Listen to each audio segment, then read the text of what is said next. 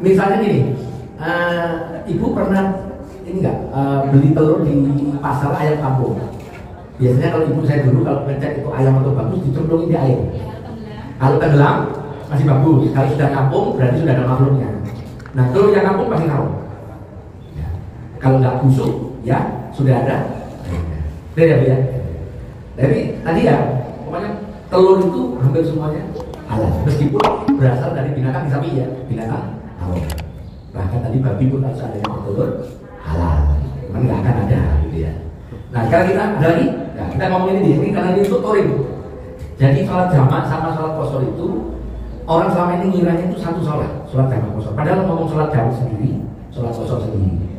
Justru hukum pertamanya itu sholat qashar dulu. Makanya kebolehan menjamak atau mengqashar harus orang sudah melewati jarak sholat qashar yang disebut masafatul qashri.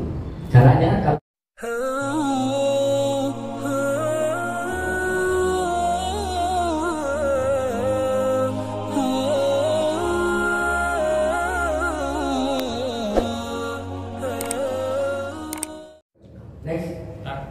ya, mau langsung. Kalau yang itu tadi kan haram karena namanya hampir sama. Kalau diganti namanya jadi halal. Tidak, jadi Imam Syafi'i itu makanya sampai makruh aja, makruh sampai haram. Jadi artinya bisa nggak diganti nama hewan itu? Bisa nggak?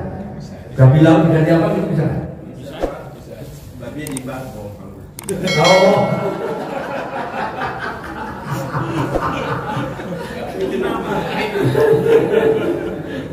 Karena sebenarnya nama binatang ini kan seperti ketentuan Allah ya, jadi ada namanya.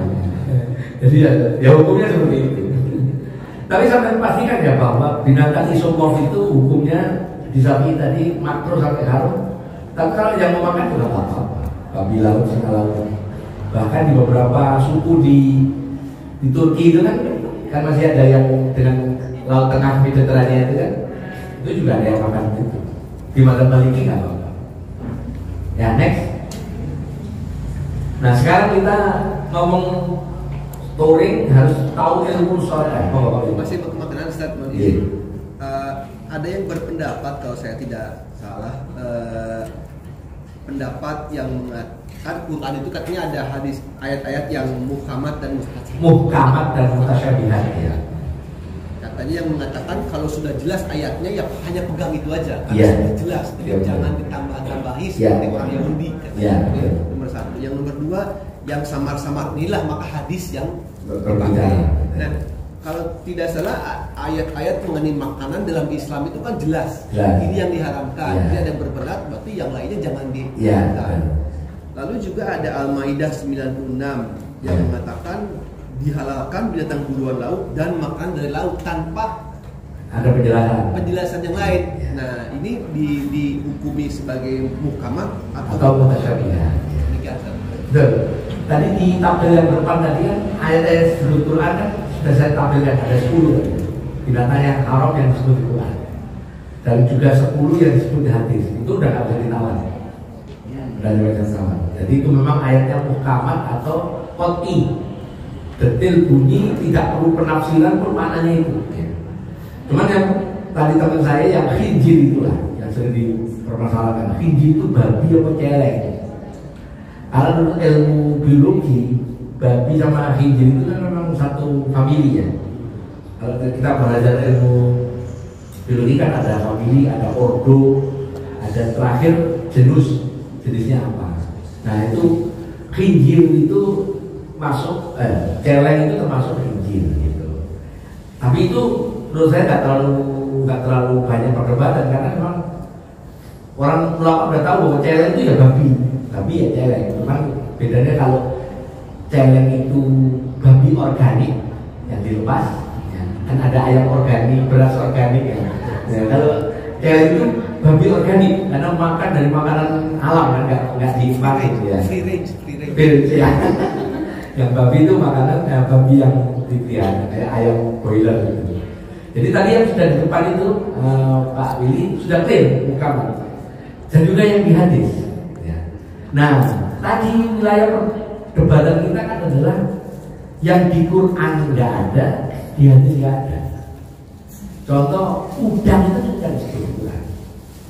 Udang. Udang apa binatang laut? Ya karena di darat hidup. Udang kan di darat hidup. Saya punya teman di Fedora itu punya peternakan apa di Lampung itu punya empang udang. Udang itu kalau malam nongkrong di atas di pinggir-pinggir, nggak di dalam air kalau malam.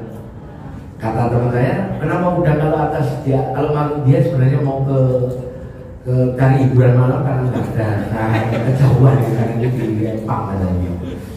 Ya seperti itu. Termasuk kepiting itu kan hidup di dua alam. Nah hidup di dua alam itu kan sebenarnya menafsiri hadis bahwa binatang-binatang yang hidup di dua alam, termasuk buaya. Ternyata oleh Imam Malik hidup di dua alam itu konteksnya apa?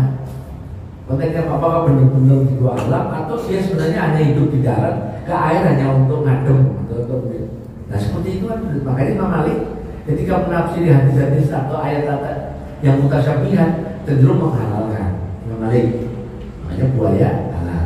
Ular itu di hadis disebut binatang yang wajib dibunuh haram dimakan. Binatang yang wajib dibunuh di antaranya ular. Tapi wajib dibunuh termasuk haram dimakan. Kata Imam Malik ya enggak juga, karena ngomongnya wajib dibunuh, bukan wajib dibunuh nggak boleh dimakan. Kata Imam Malik begitu.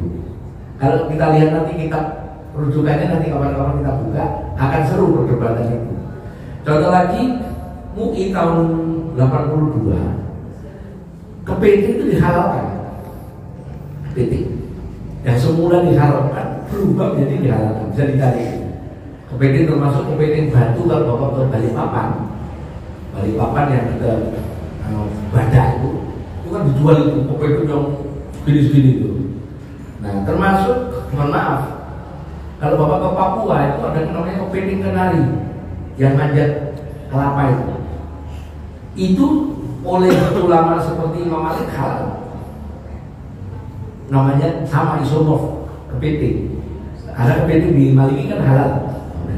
Kepiting walaupun namanya kenari ya kepiting. Nah, seperti itu Pak. Ayat-ayat yang mutasyabihat itu nanti akan timbul pendapat yang empat ini Pak. Pasti ramainya di sini. Nah, cuman bagaimana sikap kita? Tentukan aja. Saya tadi minggu kodot itu maksudnya untuk patokan aja. Karena kan kita untuk kodiah yang berbeda boleh pindah. Bapak sholatnya Hanafi, tapi kemudian kalau makan lobster itu kolesterol ya haramkan saja nggak apa-apa. Mengharamkannya karena benar-benar haram ya, bukan karena larangan dokter. Karena di sekarang itu hukum haram dan tidak haram itu kadang-kadang dekat dengan larangan dokter. Misalnya saya nggak boleh makan lobster, itu yang nyuruh dokter. Iya, nah, itu saya senang. Akhirnya kalau ada orang bos saya makan dokter, enggak haram kata dokter saya nggak boleh. Tak tahu ya ayo, aku bawa lipitor kan gitu. Jadi kadang-kadang ngelesnya di situ, ngelesnya di situ. Dan ya, clear ya Pak Willy yang kira lagi ya.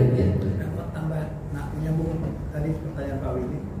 Kalau dalam Al-Quran itu kan jelas bahwa Al-Quran diingat sama Allah, jadi kita harus ikutin tadi ya, tadi. Nah, kalau tadi dari imam-imam Hanafi, Maliki, terutama Maliki yang buaya halal. Yang saya ingin tahu, apakah Maliki pada saat itu juga makan buaya ya? Oke. Ya, oke. Kalau Bapak lihat di kitab-kitabnya Imam Malik itu hidup di Medina, tapi Imam Malik itu suka touring. Nah, ini kalimat saya. Ya, saya quote ini. Imam Malik itu di Medina, tapi Imam Malik gurunya Imam Syafi'i ini terkenal suka berpetualang. Makanya Imam Malik itu punya koleksi onta yang kelak diberi kepada Imam Syafi'i untuk berguru ke Persia. Nah, kalau bahasa syarat Imam Malik itu Ustaz koleksi motor gedenya banyak lah, kira-kira gitu lah. Kan gitu kan saya namanya. Nah, Imam Malik itu pernah ditanya orang bagaimana hukum kodok, hukum orang. Ya jawab dia, itu kan.